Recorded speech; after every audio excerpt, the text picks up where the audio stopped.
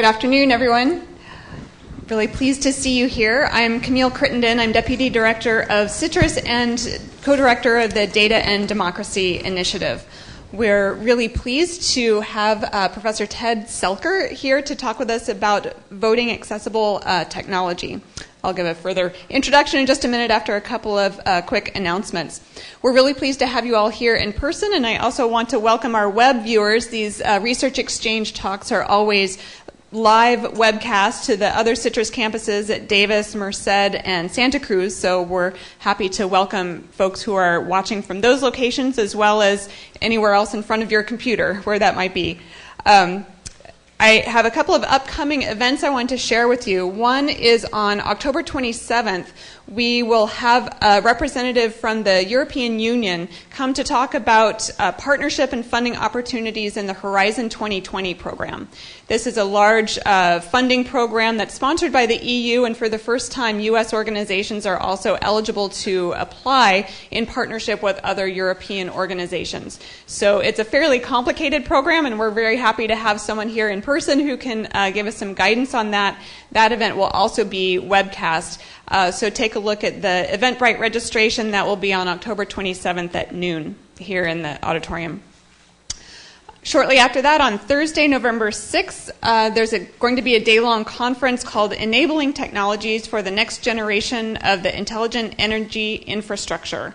That is hosted by our partner organization here in the CITRIS building, the Berkeley Energy and Climate Institute, or Becky, and I4 Energy, which is one of the CITRIS research thrusts. Finally, I want to call your attention to the deadline on November 12th for the Big Ideas Contest. This is sponsored by the Blum Center for Developing Economies, which is a really terrific program that offers awards and proposal guidance to undergraduate teams who are proposing various projects with social impact in a number of categories, including IT for Society, which is one that CITRIS sponsors. The Data and Democracy Initiative also is sponsoring two of the categories, one in open data and one in conflict and development. So please take a look at that, or encourage your students to look at that as well. Ted Selker directs research on accessible voting here at UC Berkeley and within the CITRIS Data and Democracy Initiative. Dr. Selker spent 5 years as Director of Considerate Systems Research at Carnegie Mellon University at the Silicon Valley campus. He was also responsible for developing the campus's research mission and teaching human-computer interfaces, Android product design, and research in voting with disabilities. Before that, he spent 10 years as an associate professor at the MIT Media Laboratory, where he created the Context-Aware Computing Group, co-directed the Caltech MIT Voting Technology Project, and directed the CIDI Kitchen of the Future / Product Design of the Future project. His work is noted for creating demonstrations of a more considerate world in which intentions are recognized and respected in complex domains. So please join me in welcoming Dr. Ted Selker. Hi, and as we go along, I tend to like innovation, and so anybody that wants to ask a question, I'll just toss the ball out to you. It's got a microphone in it, and the black little end here is what you talk into. So just be aware that that is available as you need. Okay. So well, it all started in 2000, as we know, and this work, the Election Assistance Commission, did not exist in 2000. I worked with others at Harvard and Caltech and MIT to write a big paper that got the Help America Vote Act. So the Help America Vote Act dispensed a lot of money to improve technology over the last 10 or 15 years. But the big problem, a lot of us thought, was that the research was more important to do before you buy the equipment, not after. And what we found at the very beginning was, by studying the 2000 election, we discovered that 4 million votes were lost, over 2 million in the registration process, 1 million in ballot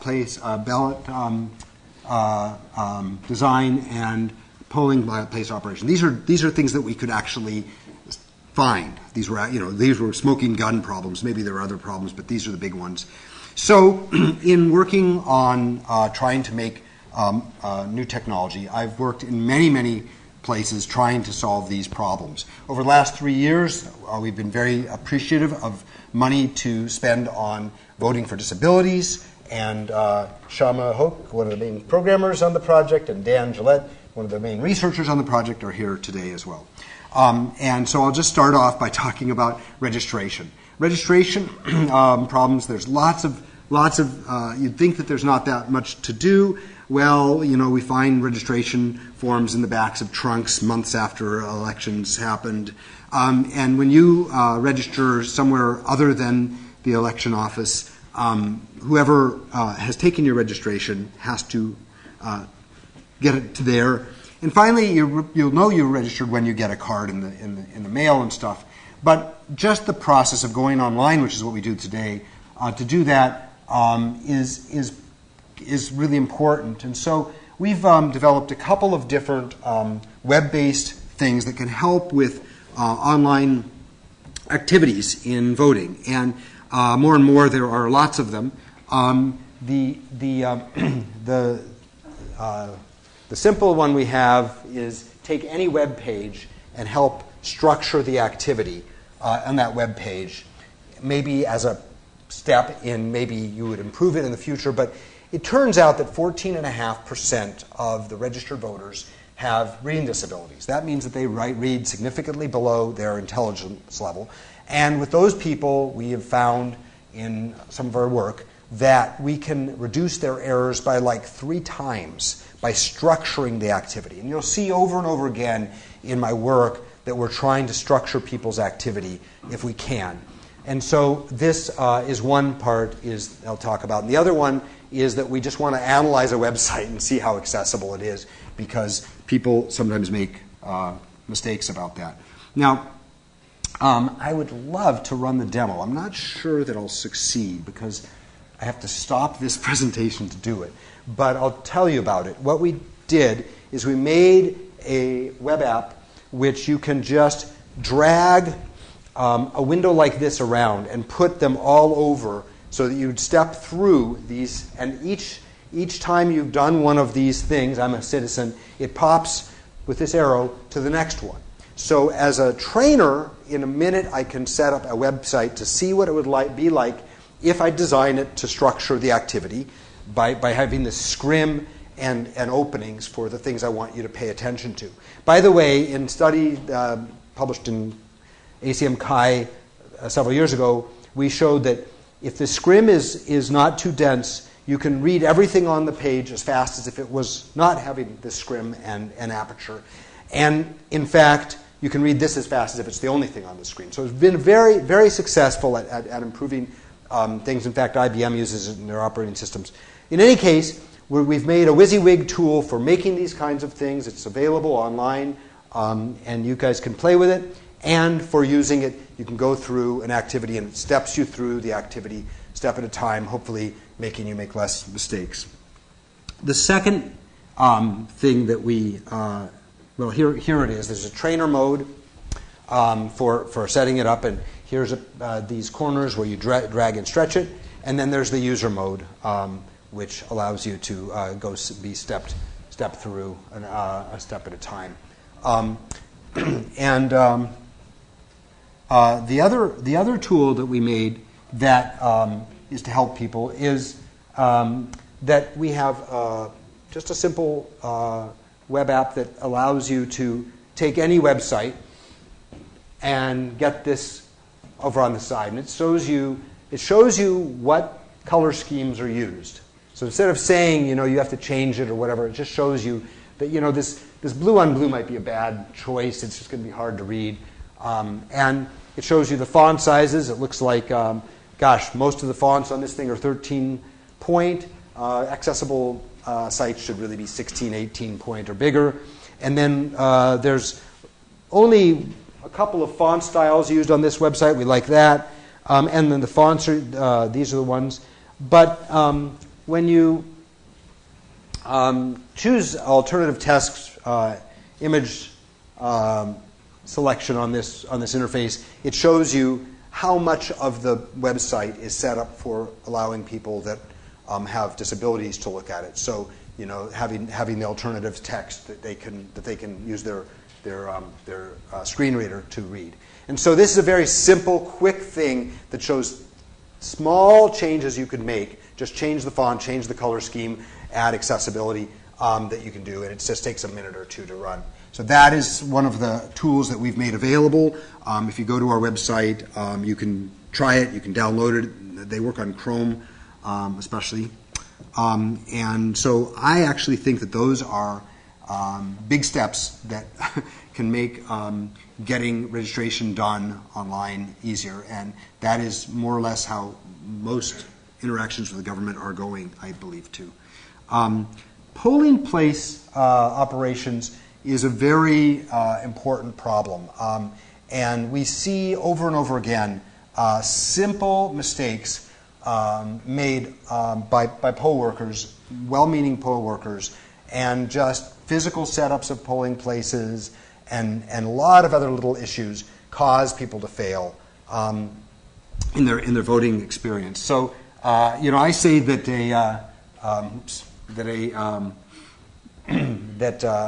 this is a transparent polling place. That is, you can see everything that's going on. Getting to the polling place, distributing information, voter check-in, equipment setup, ballot assignment, poll worker training, chain of custody of all of the materials, counting the ballots, and certifying the ballots are all necessary for success in a polling place. And I have personally poll watched at probably 300 polling places, and I have never seen a place that doesn't have some problem. Now, you know, problems are small and big. Most poll workers are trying very hard to do their job. It's a stressful job. People are doing it very, very rarely, and I'm not talking just about the poll workers. So supporting them, we start thinking about some of the fun things we've seen. Here's somebody having just decided, well, they'll post the polling place stuff on the accessible door. Of course, when you go up to read it, it smashes you in the face. You know, the getting to the polling place is always a matter of people put up these stickers that they thought of putting up at the last minute, often with Sharpies. That's a problem. Here's a situation. This is actually the 9th Ward, right after Katrina hit New Orleans, the first election. And there had been a terrible problem, actually, in the presidential primary, where polling places had not been open till, in some cases, 2 in the afternoon, the election before. So this time, what we have is these people without, I don't see if you see them, but there are people guiding everyone to get to the place. There's no parking places, and yet people from the Secretary of State's office showed up and directed traffic. And they did so many things to make this polling place work. This is the biggest polling place that's ever probably been. 50,000 people were supposed to vote in this warehouse. There are 50 different precincts that were represented. And it ran like smooth as silk, partly because these guys, with their ThinkPads, were all sitting there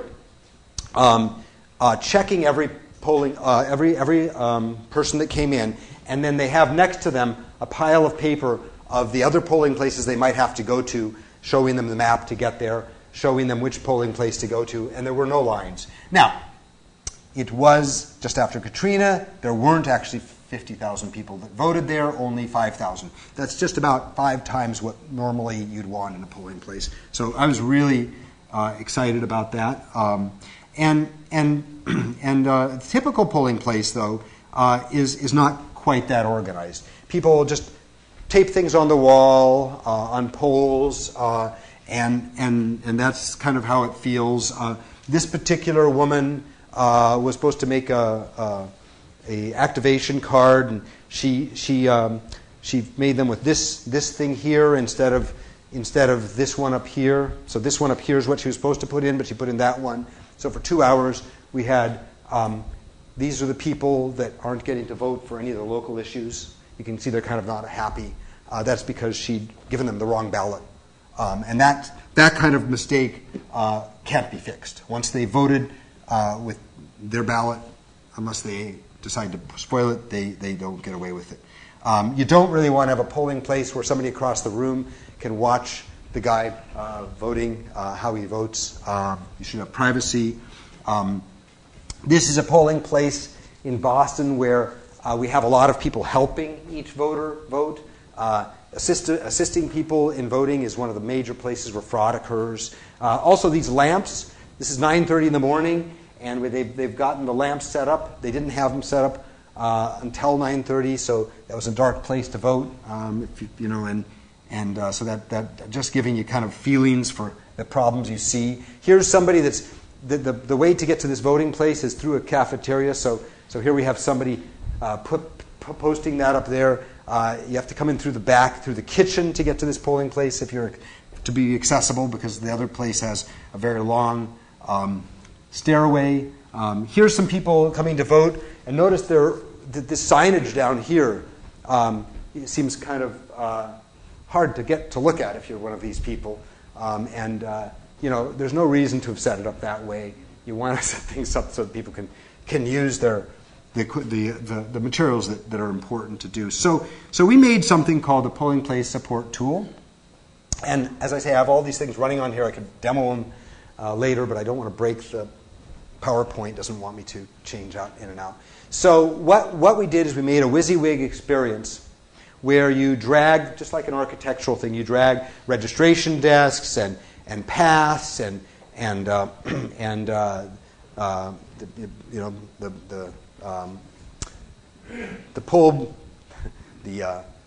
polling booth and the ballot box onto one place. And this is our older version. And one of the fun things is it has checklists so you can go through and see in their simulated polling place what you should do at each of these stations. And if you want to, you can leave a note on it with a picture. And so I'll talk about that a little bit more as we show you the newer version, which you can play with. It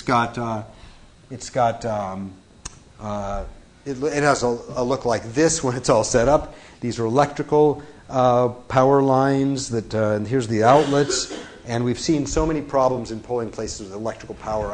I watched a polling place go down twice because they plugged 20 voting machines into one outlet. And how should people move through it? The new presidential commission report found that just people understanding how the paths through a polling place work is a problem. And I saw a situation where we had a set of stairs, everyone had to go up, and then there were 4 polling precincts inside, and one of them had a little bit of a holdup, and so everyone was waiting 40 minutes. So because they couldn't get through that door to see that they were supposed to go to somewhere else. So this happens all the time, or can. It's always potential. So we are able to make this thing up, and we can put couches in places and so on, and scatter the whole polling place with the things that are in there. And we have these ways of putting all sorts of things, whether they be furniture that existed, pre-existing columns, everything like that. So what would you use this for? Well, what would you use this for? And as this is, let's see. Yeah, so these are the different things that you can grab, furniture, these electrical things, and put them on that screen and play around. So what you would use this for is that an election official could, ahead of the day, play around with them when they know the size of their polling place, and then they could show them to the people that are going to be working there, so they can get experience with what the setup's supposed to be. And then on the day, they put the things where they're supposed to, which is really hard to get people to do.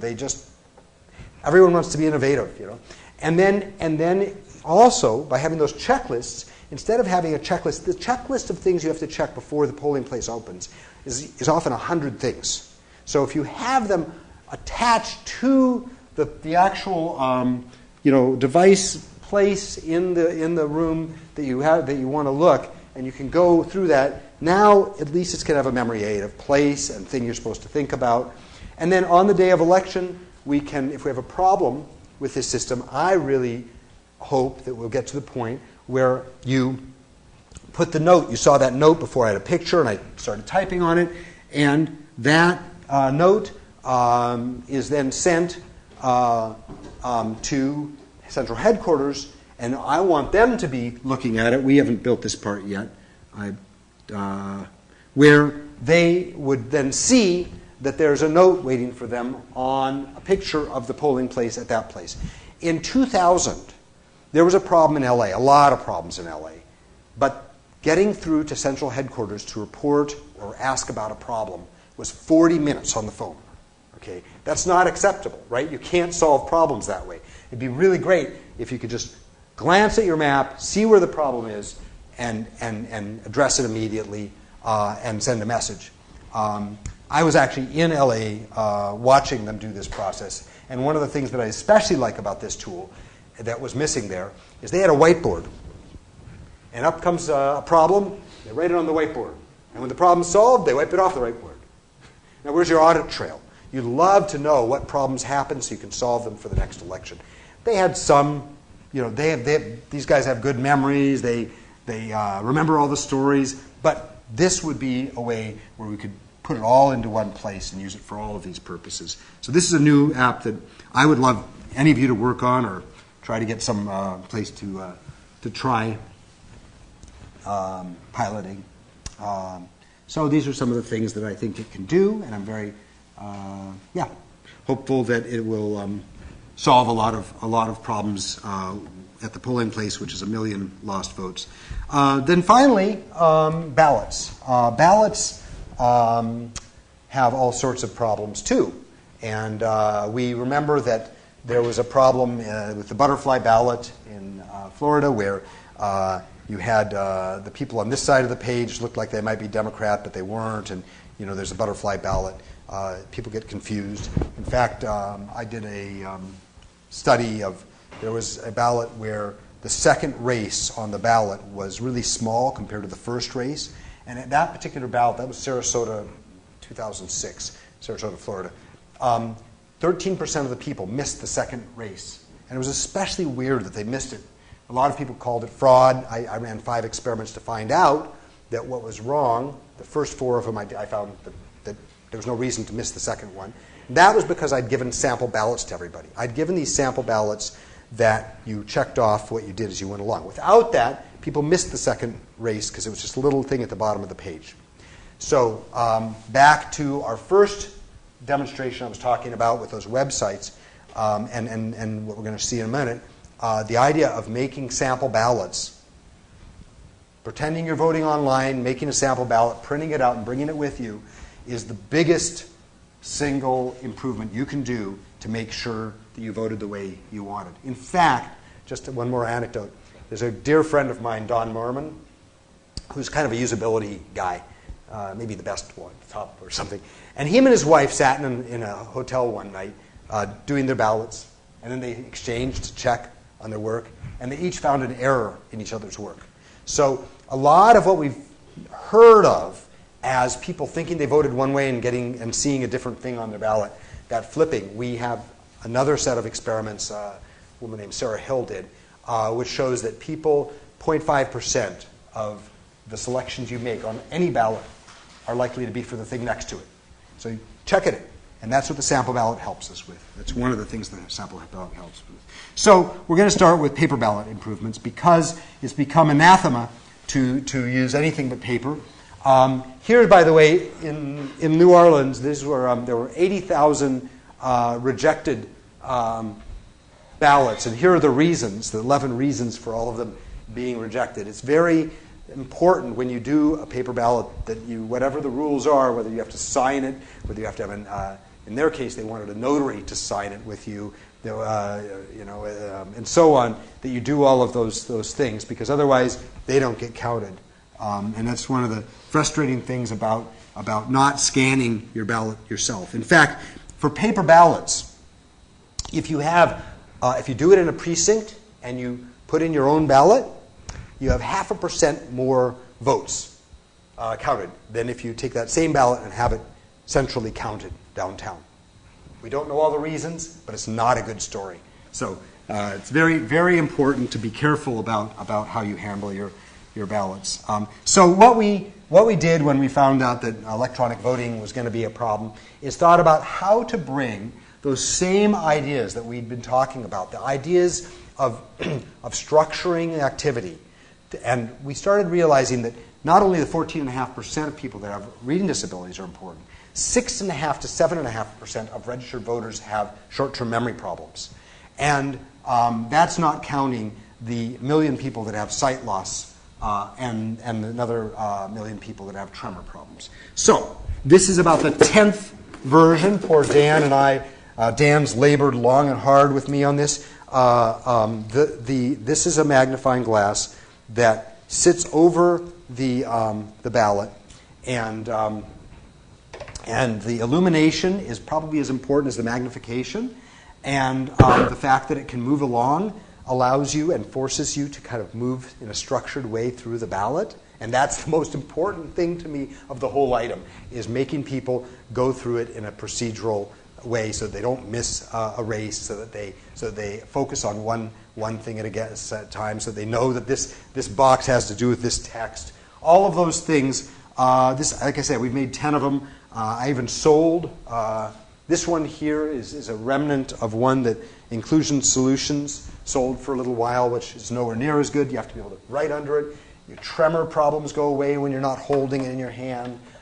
So very simple thing, but taking a lot of the things we learned, and I'll tell you a little bit more about, from other ways of voting that maybe are a little bit, that have other issues. Why this cord? This cord, and a little picture of how to use it, are so that you tie it to your polling place, because once you've left the registration desk and you go over to your polling place and you're going to go do your marking, and you got the curtain pulled or something, do you feel like going back and saying, I'm sorry, I need a magnifying glass? So people have a real hard time. They get embarrassed, and it's much better if we set them up for success than make them have to request solutions and solve problems later.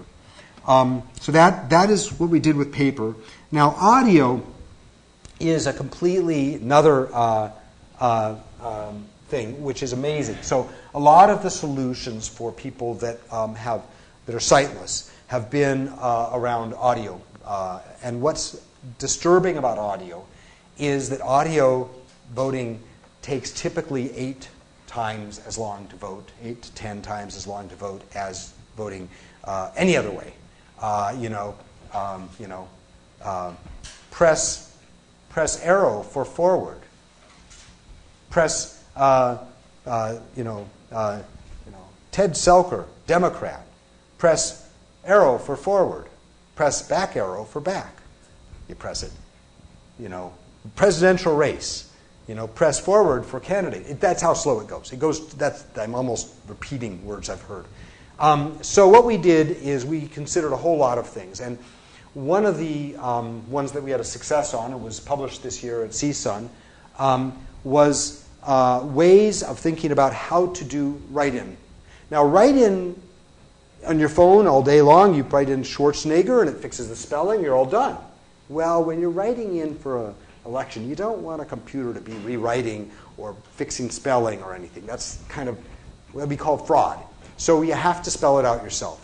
Spelling it out yourself, and we've been running some experiments in Maryland where we find that nobody can do it. It's just amazingly hard. I mean, it's minutes. So we have this thing where we compared just different ways of using keys to move through the alphabet to pick the letter. And basically what we learned was the simpler the better. The fewer buttons you press, the better. And also, if it's noisy or complicated stuff going on around you, this method that we came up with where it says A, B, D, C, F, G, H, it goes through and it stops at key letters. So it doesn't go A, B, C, D, E, F, G, H. It goes A, B, C, D, F. So it stops at a specific place, and it kind of goes jumping forward like that, structured the alphabet, and made people more sure of their selections and better able to make selections in noisy environments. And I would switch over to do that, but time is the way it is. What else did we learn in this that's really interesting? Well, I want to say one more thing. We started off with grand aspirations, and I think they're still plausible. I did some experiments earlier where we had different voices coming from different angles to represent the different decisions you could make. And we were able to cut the time to listen by using what's called the cocktail party effect to kind of 1/5, but we never made it work well with computers, and we aren't yet there. The point is that if we can make the selections so you can hear all, somehow parallelized, we could reduce the amount of time you have to listen to it. Another thing we did that is successful and is being used, I believe, by some, is something we call brevicons. And my student, Matt Hockenberry, did this work where we would take forward, and turn into forward, turn into third, turn into third. And each time you listen to it, it gets shorter. And if you continue to be able to be successful, we can cut the length of these structural words, which is a lot of what you're listening to, is forward, back, stop, selected, to much, much shorter. And that's another audio technique. So still searching for new audio techniques to improve audio voting. Audio voting has lots of advantages that we would love to improve, and it makes it so people can vote. Well, I don't want to say whether they can vote on phones or not, but anyway, they can vote more easily. Okay, because actually for example, Rhode Island used to give everybody send all sightless people Braille ballots. Does anybody know what's the problem with that? Only 10% of sightless people can read Braille. Okay, this is a problem. So it's really hard to get away from audio for sightless people now. So we have also been thinking about how can we structure the activity when we are doing it, making a sample ballot up, or maybe voting overseas.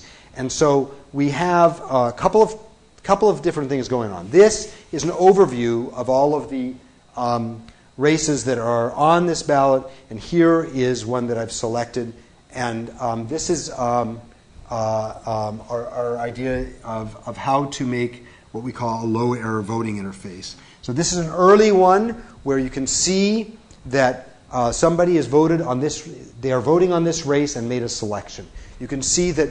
Whoops! I don't want that to happen. You can see that there were 4 races that they had to vote for here. 1, 2, 3, 4, and they voted for all of those. And this is what's called the review page. So they're looking at the review of all of the things they voted, and they can see in 2 different ways, the gray and those red things, that they did not vote on some of the races. This is one of the most important things that the Help America Vote Act said, is you have to have a second chance voting. That means you have to see whether you voted or not and be able to change it. And you can see in this example, these guys have been voted, and we have this opening. That tab is open, saying now I'm working on this ballot. Anyway, less error prone, almost less than half as many errors for people voting with these low error voting interfaces compared to the standard direct record electronic interfaces that were available when we did this experiment, and also they preferred it. So that was a kind of a great moment for electronic display of ballots, but we have to understand that today we have to be careful about the whole electronic voting issue. But making sample ballots up will improve your voting. Please figure out a way to get a sample ballot in front of you, whether you do it online or print it up ahead of time.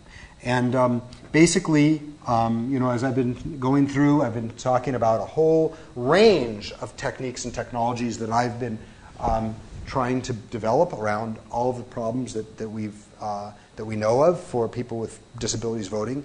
It's a delightful thing to work on because people in the ADA age, we all understand and realize that universal access is mandated by law. But I think there's something deeper and more exciting, which is that today's technology is moving and is available to us in a deeper way than ever before. And we can, with a few months of work, try out ideas that no one ever imagined. And so instead of policymakers making decisions by simply having a bunch of lawyers saying, hey, what can we buy off the shelf, today we're in a position where if we fund it, we can build new techniques, new technologies that will drive different kinds of government, different kinds of policy decisions that will be big improvements over what we would do without having that available.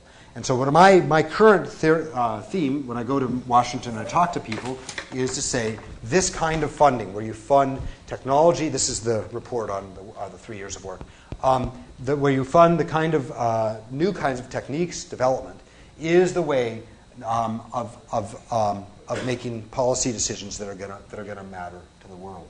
So that's kind of how I feel about this, and I welcome any questions, and I also am happy to show demonstrations of any of these things. And as well, I want to say that in the back of the room, we've put a couple page of things that could be fixed, even though we're only a few weeks away from the election. So the fact is the last moment is the hardest time to make big changes, but it's the easiest time to make tiny changes. So if you want a copy of that, or if you want to find out more about this, it's online, and thank you for your attention.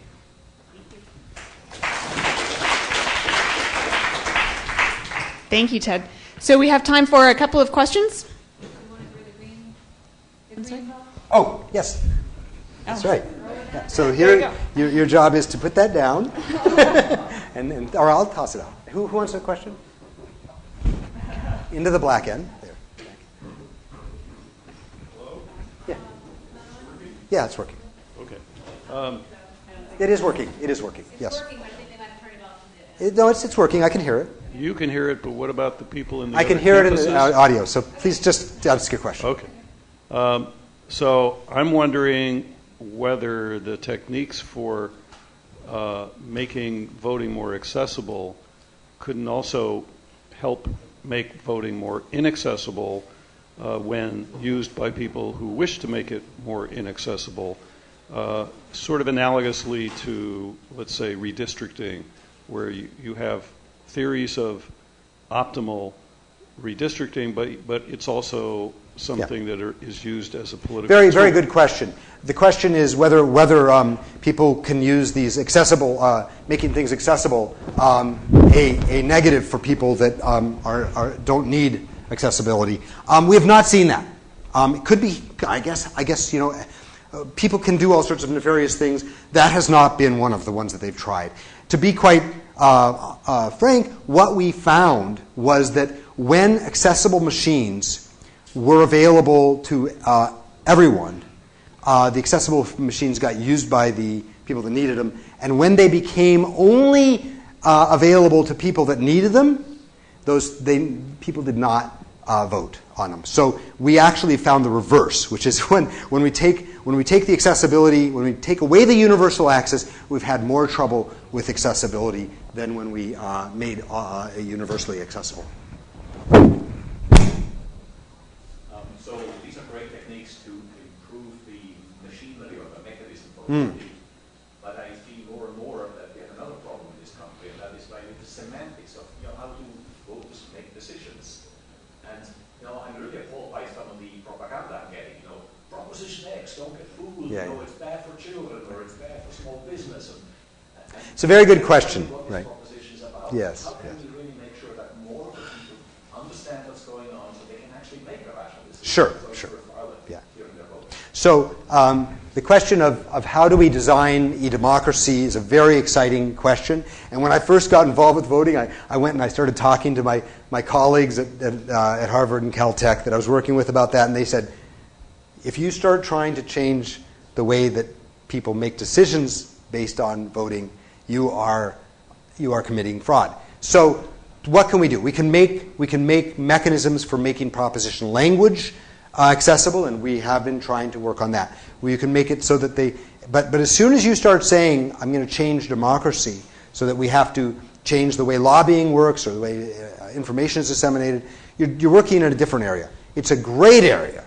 And I believe that someday, when you're making decisions, when you're making that selection, you will be looking at all the information available right, from both sides and everything else.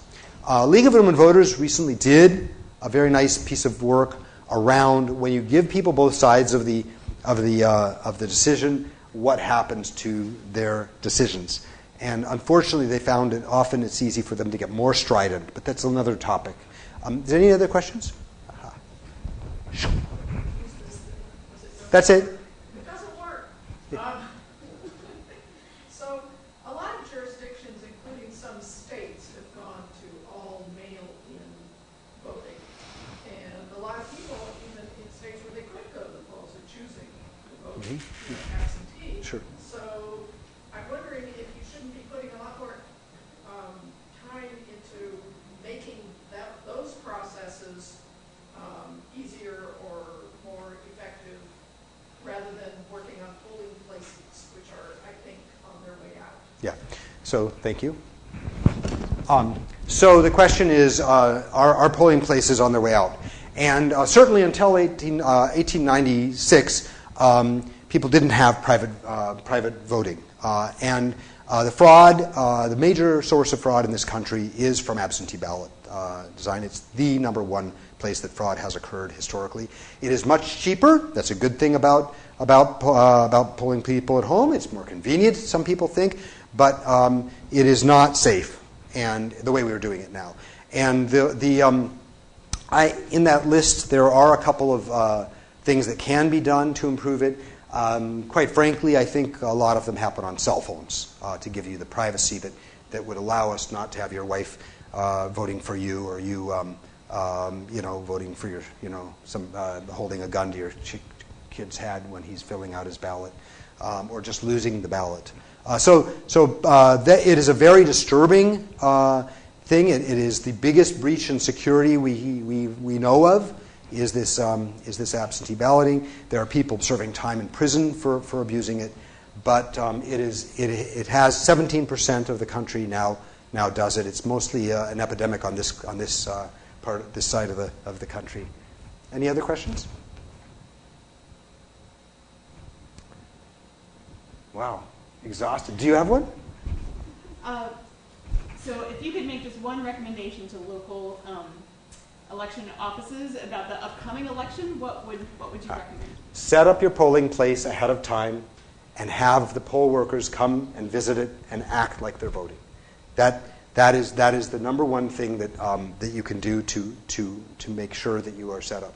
I literally was in a polling place where they changed it from being the basketball court to being a library at 6 in the morning before the election opened, and the clerk of all of LA County happened to be there with an international blah blah blah, and one of the polling booths just fell down, and she's wearing 4-inch red pumps. She gets down on the floor and starts putting the polling place back together. So it is, without testing things ahead of time, it's all we have lots of surprises. There was one more question from the vote at home advocate. Yes. I'm just telling you the way things are. So you said a couple of times that electronic voting is a bad idea, as if that's a given, and we all understand why. And so I wonder if you could explain why and why it can't be made better. Thank you. So the question is, what is the status of electronic voting? So that's a very exciting question for me. I spent a lot of time thinking about it. We have a really nice piece of data, which is in 2004, we had 4 states have all electronic voting. They were Florida, Maryland, Nevada, and and Georgia. And what's amazing about that election, and I can go back and show you that there were warts that happened before that, but is that in those 4 states, Maryland had 0.3% of people not make a selection for president. In 2000, the number was 1.9% countrywide, and everyone believed that 1% of people went into the polling booth and made protest votes, because no one had ever seen a number under 1%. So 0.3% is off the charts, and 0.4% at the other 3 places, 0.4 in Florida, Georgia, and Nevada, are especially interesting because they all used different equipment. So these were different vendors, and they had that kind of result. There are many reasons that they had such good results. By the way, the best we saw in any use of paper ballots statewide in that election was 0.9%. So they got a 0.5% worse residuals using the paper ballots. The reason I think they did is because you have that feedback. You watch people voting with it, and they talk about flipping. You make a selection, it makes a noise, you see that you did it. With paper, nothing happens, right? Now, if you do precinct scanning, which I want you all to try doing, then if you voted for 2 candidates, at least it'll come back out. That's called overvoting. But with the paper ballots, you don't have that feedback. So that was one reason. Another reason was that in Georgia, they cleaned up tremendously how ballots are designed and who designs them by moving to this new technology. That's a big piece of the story.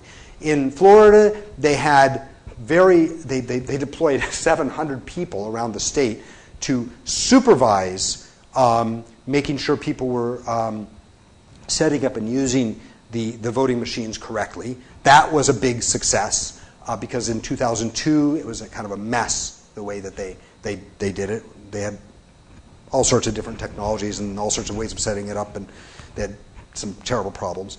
And in Nevada,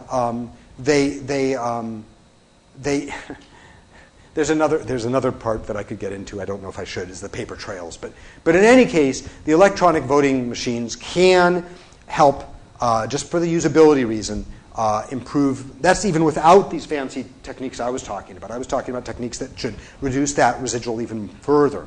So it's a very exciting goal. Now, how do we make it secure? Well, I've advocated that when you're making a vote selection, you should not leave the booth until you see on a separate computer that it's gotten your vote got to the central headquarters, it got counted and is in the tally.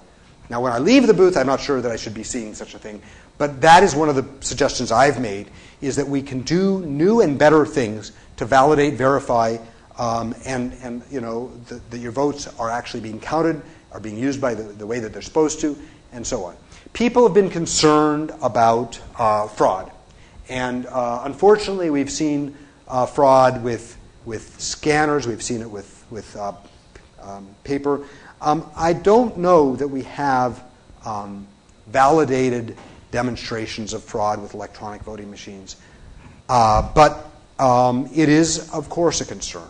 And there are lots of this discussion is a very long, interesting one. And if you want, I know a lot about it. And by the way, Henry Brady across the street, who isn't here today, he and I have been on panels about this, and he knows a lot about it. A great man.